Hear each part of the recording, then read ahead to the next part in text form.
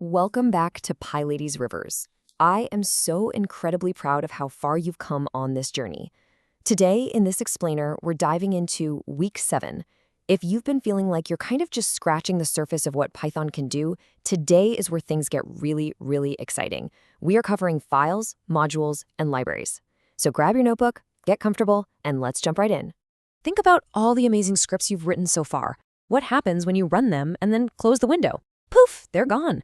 Everything you built or calculated literally disappears the moment your program closes. But what if your programs could remember things? Okay, let's dive into this because today your code finally learns to remember. Section 1.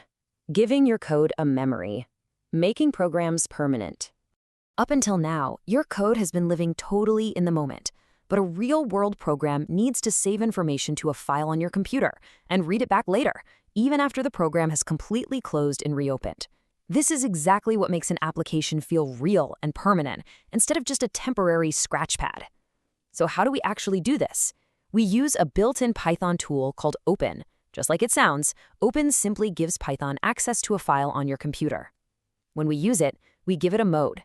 W stands for write, which means we want to save data, and if the file isn't there, Python just creates it for you. Then there's R for read, which lets us look at data already saved in an existing file. You'll often see this paired with the word with. Think of with as your extremely helpful assistant. It opens the door for you and automatically makes sure the file is safely closed when you're done, so absolutely nothing gets corrupted or lost. Let's look at exactly how this works in practice. First, we open the file in write mode to save something. We literally say, with open, file.txt, w as f. And then on the next indented line, we write our text, f.write, hi.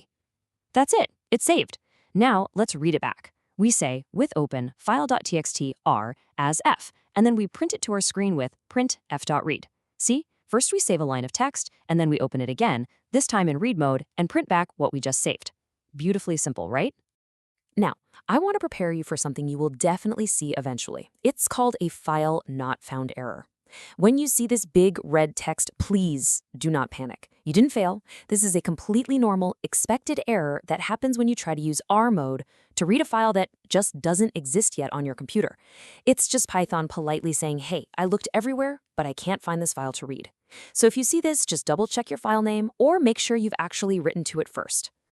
Section 2. Organizing data with CSVs. Storing table-like data.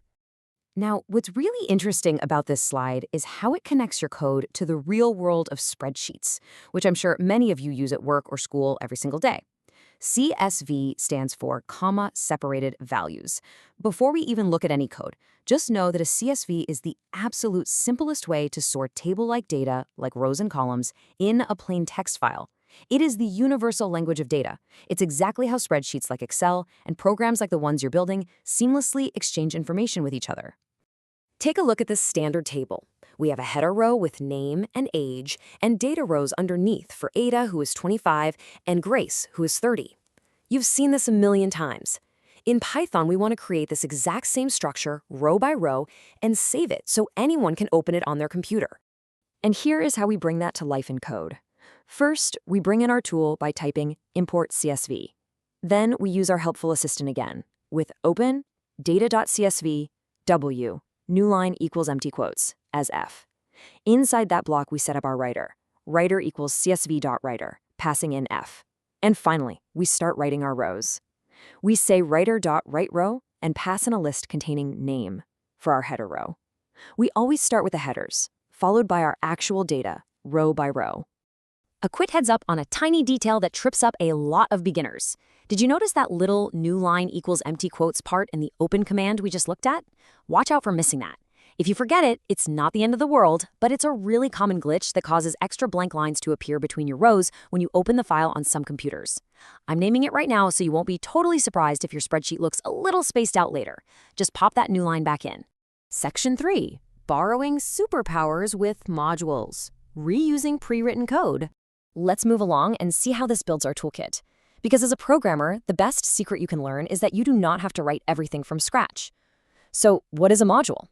Simply put, a module is just a file of pre-written code that someone else already made. Think of it like borrowing superpowers or renting high-end tools that someone else has already perfectly engineered for you. Python comes with a ton of these modules built right in, and there's a tool called pip that lets you download thousands more created by the global Python community. Let's see one of these superpowers in action. By simply typing import random at the top of our script, we instantly gain access to complex mathematics without doing any of the hard work ourselves. Then we just say print random.randint 110. And just like that, this one single line magically gives us a random whole number between 1 and 10. We didn't have to build the complex logic for randomness ourselves, we literally just borrowed it. Now, what if you try to import a superpower and you get a module not found error? Again, take a deep breath. This is completely harmless. It just means the package you're trying to use hasn't been downloaded to your computer yet.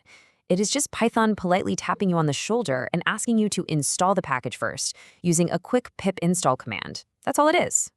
Section 4. Upgrading the guessing game, from static to dynamic. So, the crucial point is applying this.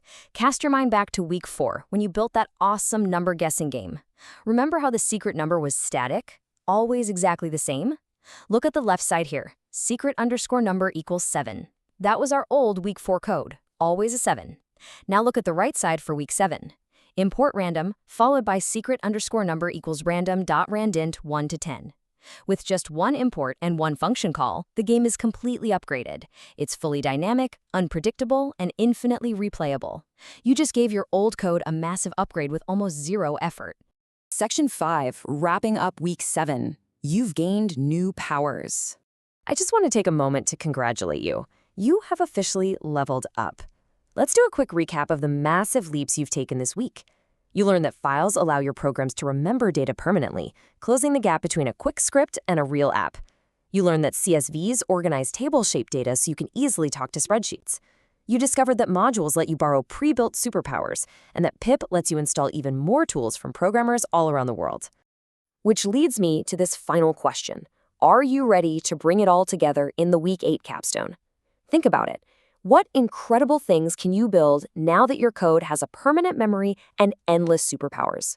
Next week is going to be amazing as we combine absolutely everything into one final project. Make sure you subscribe to PyLadies Rivers, check the WhatsApp channel, and review your learning resources for the full written notes on everything we covered today. Keep coding, keep experimenting, and I will see you in Week 8.